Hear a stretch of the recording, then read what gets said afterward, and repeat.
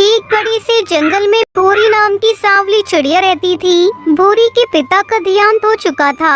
भूरी चिड़िया अपनी माँ के साथ अपने घर में रहती थी और मजदूरी करके अपना गुजर बसर करती थी। एक दिन भूरी को अपने बचपन की सहेली टुनटुनी चिड़िया मिलती है। टुनटुनी दिखने में बहुत ही सुंदर थी, इसलिए टुनटुनी की शादी बहुत छोटी सी उम्र में ही हो गई थी। वहीं भूरी के सांवले रंग की वजह से कोई भी चिड़िया भूरी को अपनी बहू बनाने के लिए तैयार नहीं होती थी। अरे भूरी, तू यहाँ क्या कर रही है? क्या बताऊँ टुनटुनी, मेरे पापा का निधन हो गया। उसके बाद से मैं अपनी माँ के साथ यही मजदूरी करने आती हूँ। चल अच्छा है, मुझे अपने घर ले चल। मुझे आंटी से कुछ बात करनी है तेरे बारे में। चल और बता, तेरे ससुराल वाले कैसे हैं? सब अच्छे हैं, मुझे बड़ा ही प्यार करते हैं। बातें करते करते टुनटुनी भूरी के घर पहुँच जाती है। कहते हैं, नमस्ते आंटी जी, कैसी हैं आप? अरे टुनटुनी बिटिया, तुम यहाँ आओ आओ और बताओ कैसा आना हुआ?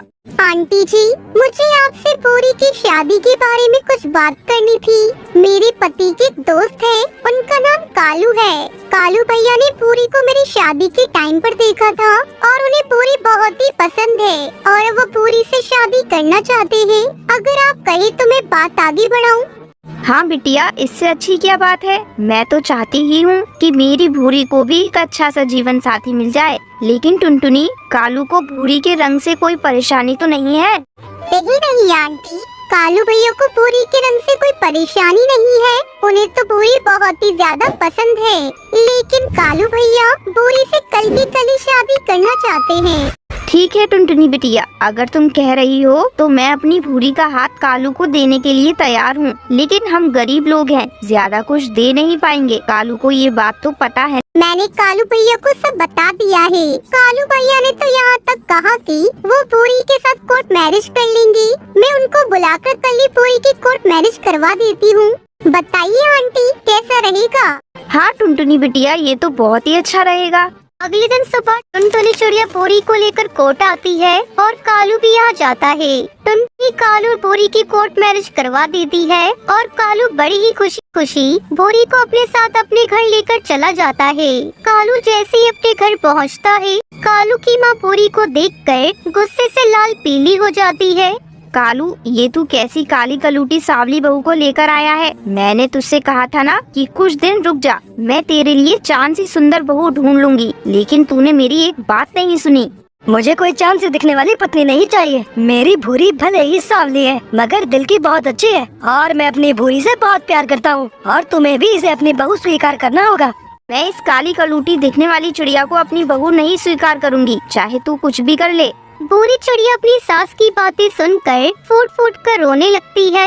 अरे भूरी, तुम मत रो, मैं हूँ ना तुम्हारे साथ। मैं तुमसे बहुत प्यार करता हूँ और अगर माँ तुम्हें बहू के रूप में नहीं स्वीकार करेंगी तो मैं तुम्हें कहीं और लेकर चला जाऊँगा।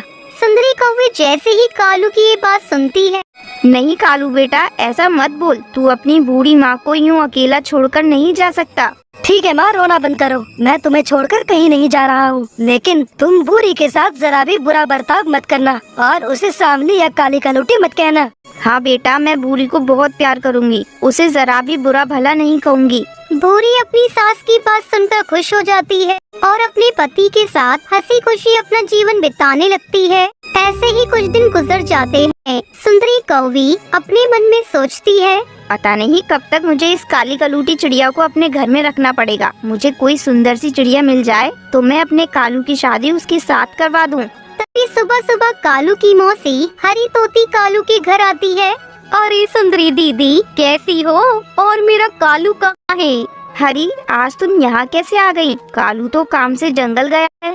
भूरी चिड़िया मौसी के लिए चाय लेकर आती है। नमस्ते मौसी जी, कैसी हैं आप? मैं तो ठीक हूँ बहू, तू कैसी है? अब आप दोनों नाश्ता कीजिए, मैं खाना बनाने किचन में जा रही हूँ।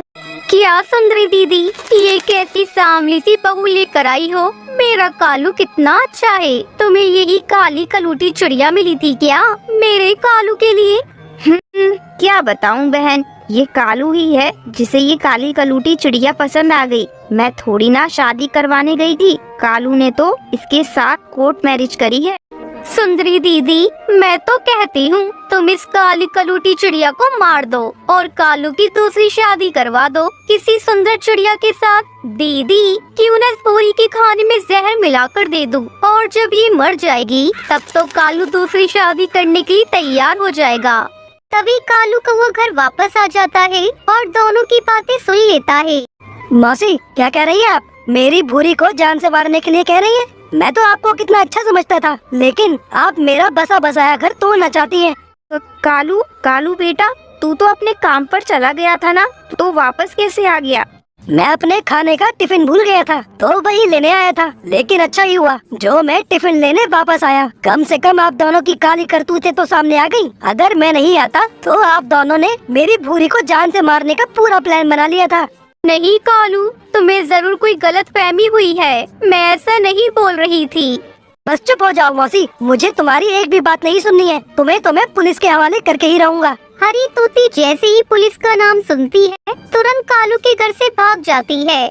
मैं यहाँ नहीं रहूँगा। नहीं कालू बेटा, ऐसा मत करो, मैं तुम्हारे बिना नहीं रह पाऊंगी। लेकिन कालू अपनी माँ की बात नहीं सुनता और अपनी पत्नी भूरी के साथ अपने घर से बाहर निकल आता है और वो जंगल हमेशा के लिए छोड़ देता है। भूरी और कालू दूसरे जंगल में जाकर खुशी खुशी अपना जीवन व्यतीत करने लगते हैं।